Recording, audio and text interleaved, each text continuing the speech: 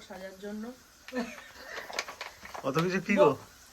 এই যে এত জিনিস, এইগুলো খালি দুটো মানুষের লাগে, তেলটা নয় ধরলাম লাগে, ক্রিমটাও পন্স জানি না মাথায় খাবলা দিয়ে তোলো, কিন্তু হ্যান্ড ওয়াশটা কি এত বড় লাগে? এটা 2-3 মাসের জন্য।